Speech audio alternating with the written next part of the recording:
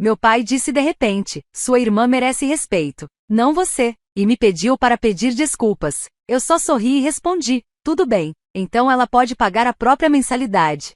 Foi aí que meu pai piscou, como se não tivesse escutado direito. Minha irmã, Megan, que estava sentada com os braços cruzados como uma jurada em um show de talentos, se remexeu na cadeira, claramente não esperando aquela resposta. E minha mãe, bem, ela já estava suspirando pela metade, daquele jeito que ela fazia quando eu não queria brincar sozinho, mas dessa vez eu não estava brincando.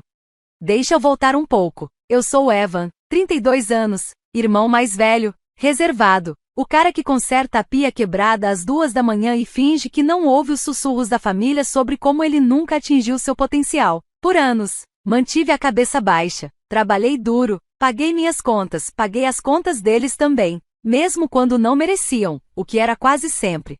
Ajudei Megan com o aluguel, com as compras, com a mensalidade da faculdade, silenciosamente, sem querer crédito. Só queria aliviar o fardo da criança de ouro, mas o problema de sempre se esforçar é que as pessoas começam a tratar isso como sua obrigação.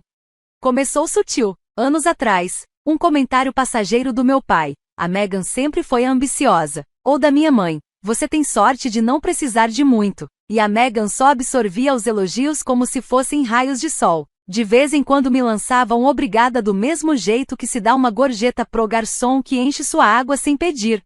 Mas tudo desmoronou numa tarde de domingo, em março. Megan tinha acabado de reclamar, de novo, sobre como era difícil ser estudante em tempo integral, sem mencionar que ela não tinha um emprego há 3 anos, sem mencionar que, uma semana antes, eu tinha transferido discretamente $200 pro setor financeiro da faculdade dela.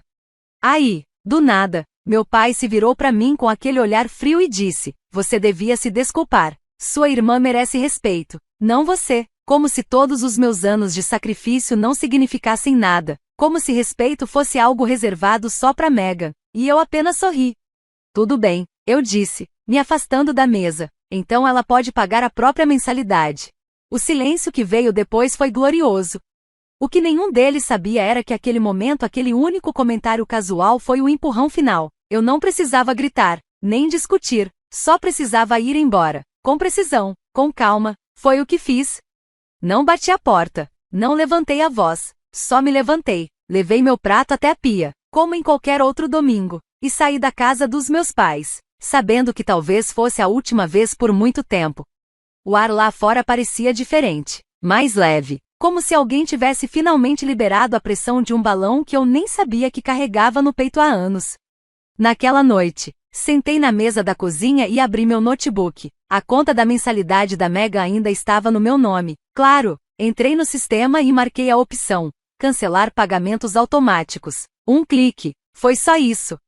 Depois fui para as contas de luz, gás, internet, todas vinculadas ao endereço dos meus pais. As mesmas que eu vinha pagando secretamente nos últimos 3 invernos, porque a conta de aquecimento sempre explodia. Mudei o endereço de cobrança para o deles. Removi meus dados do cartão. Fui cirurgicamente metódico. Quando fechei o notebook, tinha cortado todos os laços financeiros com eles. Na manhã seguinte, ignorei o grupo da família. Megan tinha mandado um meme sobre segunda-feira preguiçosa com um emoji de café. Acho que ainda não tinha percebido o que eu tinha feito. Mas não demorou. 2 dias depois, recebi uma ligação do meu pai, a primeira em meses. Ele usava aquele tom sério, o mesmo que me fazia endireitar as costas quando eu era criança. Evan, acabei de receber um aviso da faculdade. A mensalidade da Mega não foi paga. O que está acontecendo? Eu parei por um segundo, deixando o silêncio pairar. Eu te avisei, respondi. Disse que ela pode se virar sozinha. Você está sendo mesquinho, ele rebateu. Não, falei, estou sendo justo. Ele desligou.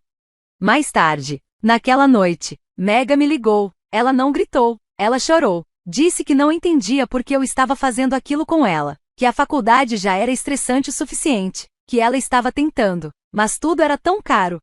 Eu poderia ter dito 1000 coisas sobre o iPhone novo que ela comprou no mês passado, sobre as saídas, os pedidos no DoorDash que eu pagava discretamente, mas só disse: eu sei que é difícil, você vai dar um jeito. E então eu também desliguei. Nos dias seguintes, o castelo de cartas que eu vinha sustentando começou a desmoronar. O gás foi cortado na casa dos meus pais por 2 dias porque o pagamento automático não foi feito. As aulas da Megan foram congeladas por falta de pagamento. Minha mãe ligou perguntando se eu tinha desligado os pagamentos por engano. Eu não atendi.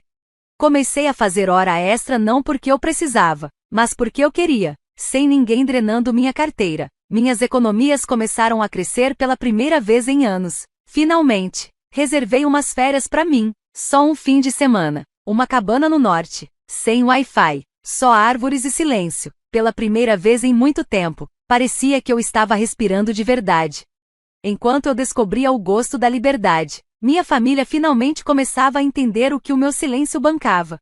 No fim daquela primeira semana, o silêncio da minha família mudou. Já não era um silêncio comum, estava carregado, como o ar logo antes de uma tempestade. Eu conseguia sentir. Eles estavam fervendo, esperando, tramando algum plano para me puxar de volta pro papel que me deram. E claro, o domingo chegou, e com ele, a mensagem: jantar às 18 horas. Precisamos conversar. Pai, não era um convite, era uma ordem, daquele tipo que ele usou a vida inteira, a que eu sempre obedecia. Mas dessa vez, eu nem respondi. Fui ao mercado, comprei uns bifes bons, preparei eles mal passados, e comi enquanto assistia a um documentário sobre pessoas que escaparam de seitas. A ironia não passou batida. Na segunda de manhã, acordei com 3 chamadas perdidas da minha mãe e uma da Megan. A mensagem de voz que ela deixou era calma, quase ensaiada. Oi, eu sei que as coisas têm estado tensas. O pai, às vezes ele fala coisas, mas eu realmente preciso da sua ajuda. Evan, congelaram minha matrícula. Eu não posso me inscrever no próximo semestre. Podemos conversar? A voz dela era diferente. Não estava arrependida, só assustada. E não vou mentir, por um instante, senti um lampejo de compaixão, mas passou rápido.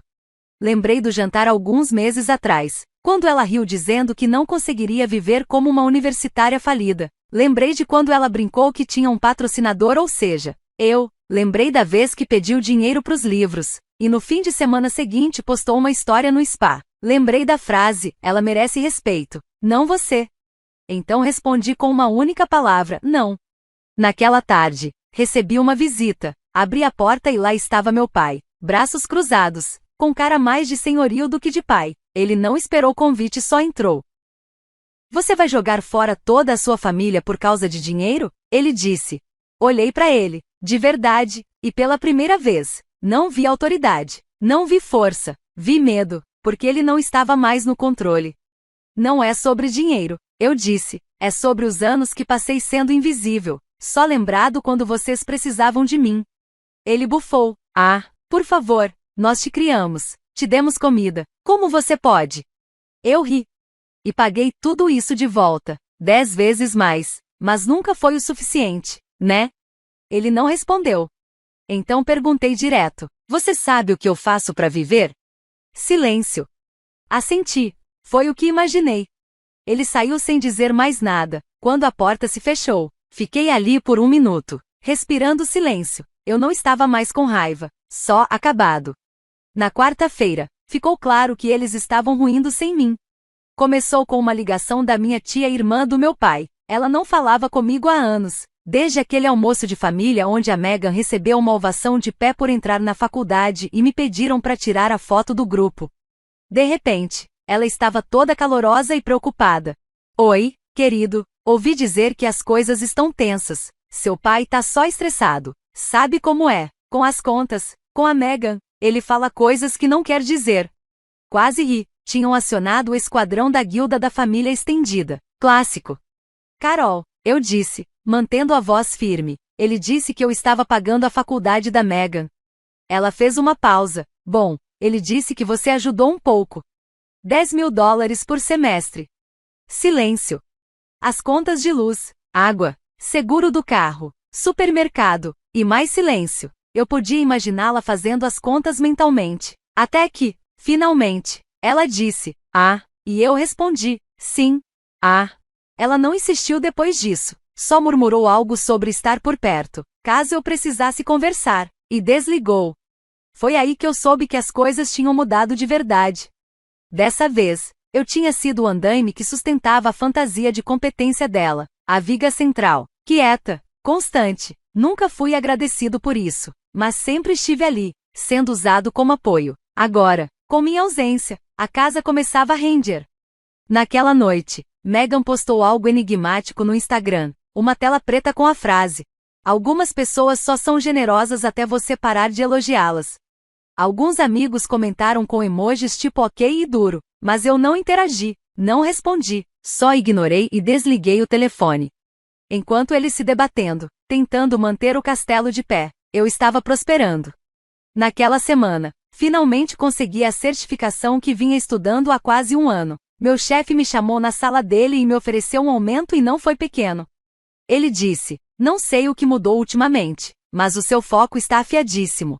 Eu queria dizer: parei de sangrar por gente que nunca percebeu que estava me cortando. Mas só sorri e disse: "Obrigado." Voltei para minha mesa, me sentei, e comecei a procurar apartamentos do outro lado da cidade. Melhores, mais claros, mais limpos, com luz. Foi a primeira vez, em anos, que eu planejei algo só para mim, e cada parte daquilo pareceu merecida. O próximo jantar em família aconteceu sem mim, primeira vez. Nenhuma mensagem perguntando se eu podia levar a sobremesa, nenhuma indireta passivo-agressiva sobre como a Mega anda sobrecarregada e se eu poderia, talvez, bancar as compras dessa vez. Só silêncio. Mas mesmo assim, eu soube. Minha prima Sarah me mandou uma foto da mesa, do outro lado, Megan sentada rígida ao lado do meu pai, os dois com a expressão de quem acabou de sair de um velório. A legenda dizia: "Clima tenso. Onde você estava? Você é a única que faz essas reuniões valerem a pena." Eu não respondi. No dia seguinte, Megan ligou de novo. Eu não atendi, mas ela deixou uma mensagem de voz. Eu ouvi 2 vezes, só para ter certeza. "Oi, eu sei que você tá bravo, mas o papai tá me fazendo pegar um empréstimo pro próximo semestre. Tipo, um empréstimo de verdade, com juros. Ele disse que, se você não ajudar, então não é mais problema dele." Eu não sei o que fazer. Ali estava o desmoronamento não só financeiro, mas das alianças também. Megan sempre foi a favorita do papai, desde o começo, mas favoritos só servem quando são convenientes. No momento em que ela virou um peso, ele esfriou. Foi quando eu percebi uma coisa importante. Eu nunca fui a ovelha negra, eu era só a refeição. Aquela que eles carregavam de responsabilidade até desmaiar, e quando eu não desmaiei, eles começaram a me odiar por isso. Naquela noite, abri meus antigos extratos bancários, revisei cada transferência, cada Pix, cada compra de mercado dos últimos 3 anos. Eu tinha gasto pouco menos de $46.000 com eles. 46 mil. Enquanto me chamavam de distante. Enquanto Megan postava cafés com latte art legendados. Enquanto meu pai soltava comentários tipo: "Tem gente que simplesmente não nasceu para liderar." Aquela noite, eu fiz algo simbólico. Fui até o armário do corredor, peguei a caixa de sapatos que eu guardava para qualquer emergência, cheia de recibos, daqueles que eu guardava para lembrar que eu era útil, que eu importava, que eu contribuía. Joguei tudo fora. Sem raiva, sem mágoa, nem tristeza. Só fim. Eu só parei porque a verdade é que eu já tinha dado demais, muito mais do que o suficiente. E agora, tudo aquilo que eu estava entregando para eles, eu estava prestes a entregar para mim mesma. 2 semanas se passaram até que eu ouvisse algo da minha mãe. Nenhuma palavra, nenhuma ligação, nem mesmo um meme aleatório, do tipo que ela costumava mandar quando queria quebrar o gelo. Eu quase tinha esquecido como era o silêncio dela. Até que, numa quinta-feira à noite, meu celular vibrou. Não era uma ligação, era uma foto. A imagem de uma conta, um aviso da companhia de energia, aquele papel rosa no topo, informando que o corte seria feito em 3 dias. A legenda dizia apenas: "Não sabíamos que você também parou de pagar isso." Sem oi. Sem pedido de desculpas. Só aquele tom passivo-agressivo, acusatório e seco. Como se eu tivesse puxado o tapete deles, quando na verdade eu só deixei claro que eles nunca tiveram chão firme sob os pés. Fiquei olhando para a mensagem por um tempo. Não respondi, só me recostei no sofá. Meu sofá. No meu novo apartamento. Com cheiro de cedro e aquecimento funcionando porque eu pagava por ele. Essa é a coisa sobre ser confiável. As pessoas te tratam como se você fosse um recurso permanente. Tipo eletricidade, tipo água. Ninguém agradece por você estar lá até o dia em que você para de estar. No fim de semana, minha mãe apareceu na minha porta. Estava mais magra, abatida. Trazia um pote de Tupperware nas mãos, como uma oferta de paz. Pensei que você pudesse querer um pouco disso. Você gosta, né? Ela disse, os olhos fugindo, espiando pelo corredor como se tivesse medo de alguém vê-la ali. Eu não peguei o pote. Em vez disso, saí, fechei a porta atrás de mim e perguntei: por que você tá realmente aqui? Ela piscou. Estamos atrasados com algumas coisas. Estamos, eu perguntei. Ou a Megan? Ela não respondeu de imediato. Ela tem chorado muito, disse que não tá bem na escola, disse que se sente abandonada. Senti algo se mexer dentro de mim, mas não foi culpa, nem pena, foi só reconhecimento. Eu conheço esse sentimento, eu disse. Os olhos da minha mãe se estreitaram. Você tá nos punindo. Não, respondi, eu só não tô mais salvando vocês. O olhar dela disse tudo. Pela primeira vez na vida, ela percebeu algo que nunca tinha passado pela cabeça dela antes, nem quando eu tinha 12 anos e consertei a pia vazando, nem aos 25, pagando o aluguel, nem aos 32, pagando a mensalidade da faculdade. Sem mim, tudo desmorona. E talvez só talvez eu nunca tenha sido o fracasso da família. Quando chegou o prazo final da mensalidade da Megan, ela ainda não tinha pago. Eu soube disso porque a universidade me mandou um e-mail para mim, não para ela. Aparentemente, eu ainda estava listado como responsável financeiro. Engraçado como isso funciona. Você passa 3 anos financiando os sonhos de outra pessoa, e o sistema só assume que você sempre vai estar lá. Eu não respondi o e-mail, só encaminhei para Megan com 2 palavras. Resolva isso. 1 hora depois, ela ligou, eu deixei tocar. Então veio a mensagem. Vou ter que trancar o semestre, tá feliz agora? Fiquei encarando aquela mensagem, não por culpa, por curiosidade. Ela ainda achava que isso era sobre felicidade. Como se eu tivesse orquestrado tudo isso para machucar ela. Como se fosse vingança. Mas não era. Era só a realidade. Megan passou a vida caminhando numa corda bamba, mas só porque ela nunca soube que eu era a rede lá embaixo. E agora, sem mim por baixo, ela estava finalmente descobrindo o quão fina aquela corda sempre foi. Naquela semana, recebi um cartão pelo correio. Sim, um cartão literal da Hallmark. Na capa, vamos conversar sobre as coisas.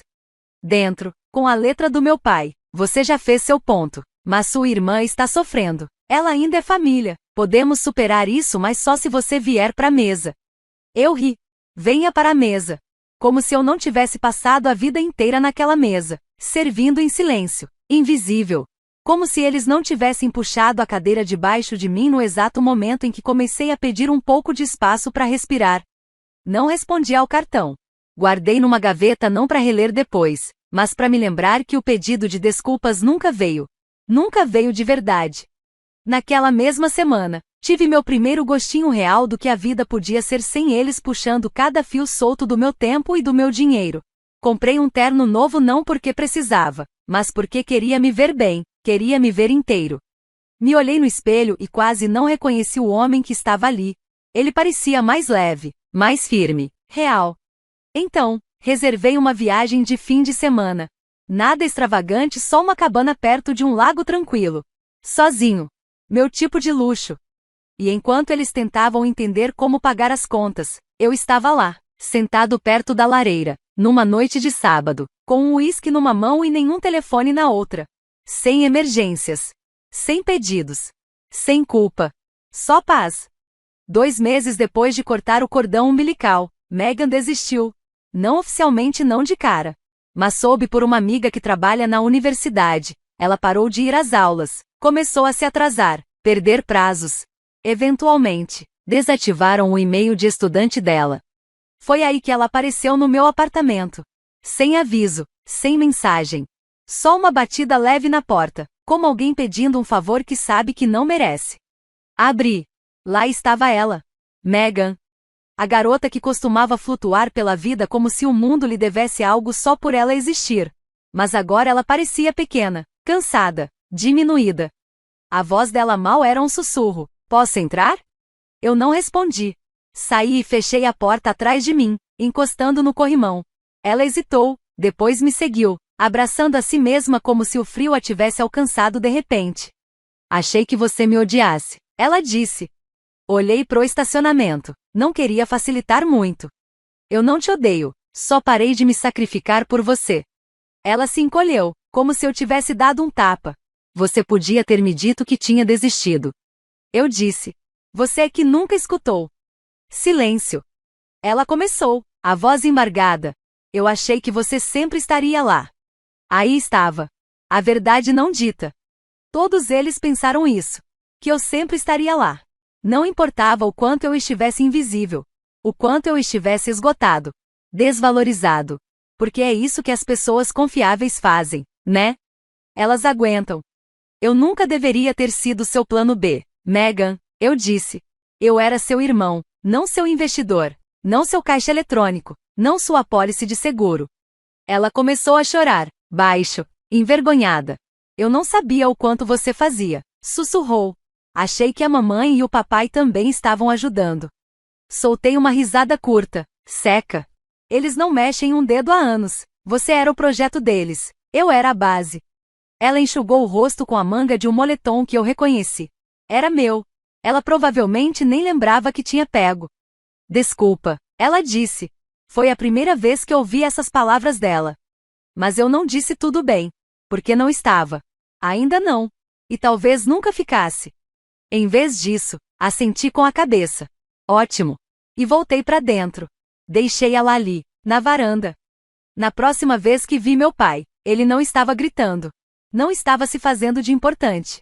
Ele estava, na fila do banco. E eu não esperava encontrá-lo ali.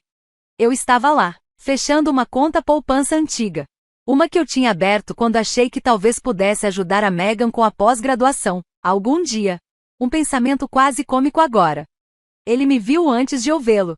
Fez aquele olhar duplo lento, como quem ainda está decidindo se deve acenar ou simplesmente ir embora. Eu não acenei.